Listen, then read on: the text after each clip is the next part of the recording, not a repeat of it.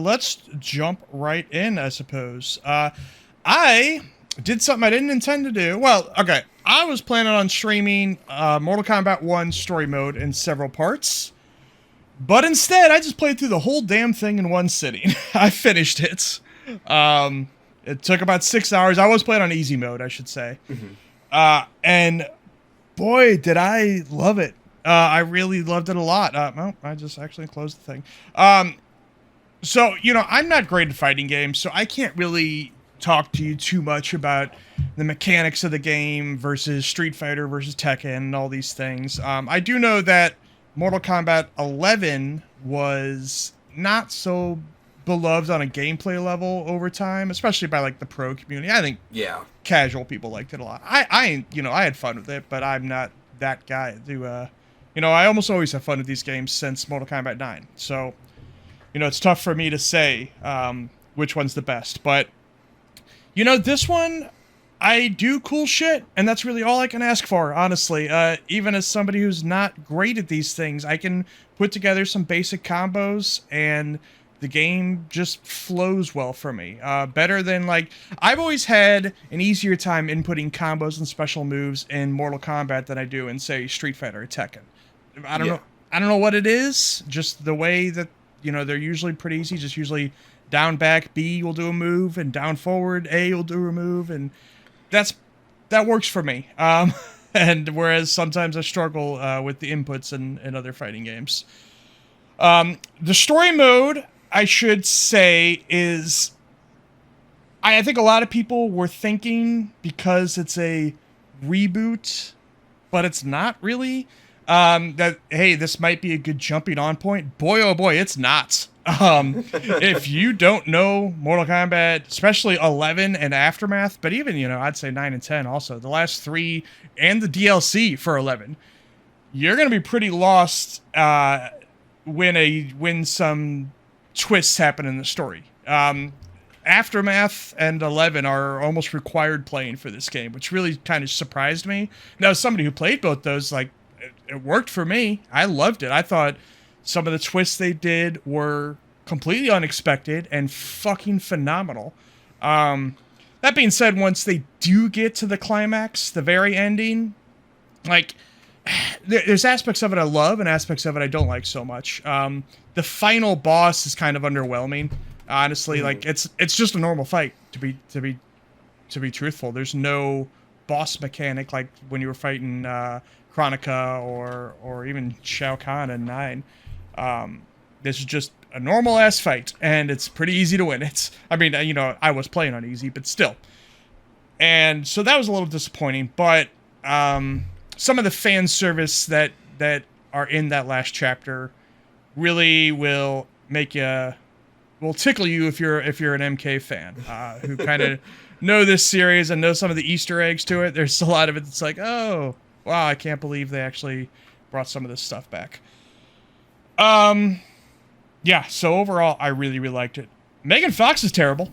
Yeah, I saw a bunch of clips of her saying things in the game, and I was like, damn, they really did not try with her. They did not try at all, and I don't know if it's entirely her fault, but also, it feels like they should have put some, she's a vampire. I feel like they should have put some voice modulation on her or something to make her sound scarier or something. No, it's just her voice-ass normal voice coming out of a vampire's mouth, and it's really fucking weird.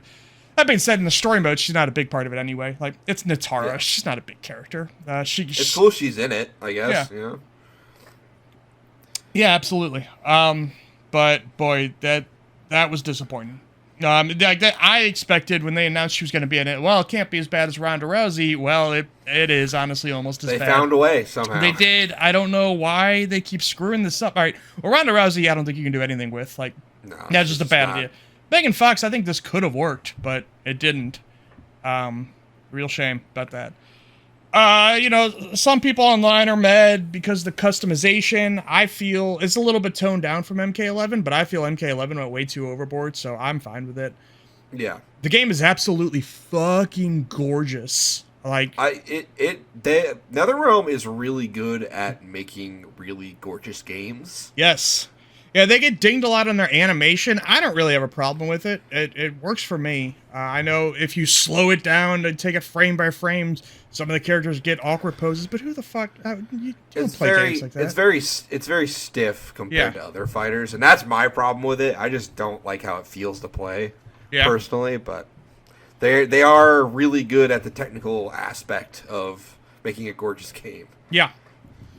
The fatalities are just as over the top as ever, maybe more so than ever. They're hilarious at this point. I will say, actually, I should mention, speaking of kind of the story mode, this is gonna rub some people the wrong way because it seems this sense of humor does nowadays, but the story mode does get kind of Marvel-ish in terms of its humor at times, which I don't know if like other MKs, it's a ridiculous franchise, right? But I don't know if it's not as quippy.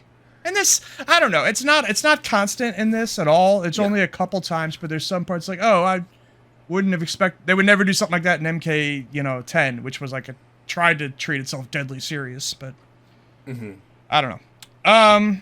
Yeah, it worked for me a lot. I really enjoyed it. That being said, that might be the end of me playing that game. Like I might go into invasions mode a little bit, which is their replacement for the crypt. I have not touched that stuff at all, but I usually just play the story. And then it's funny, MK11 I would install every couple months or so, and usually, because I always end up I get suckered into buying the deluxe editions, so usually the DLC comes out and I'll take the character into training mode or just like look at their skins, and that's it.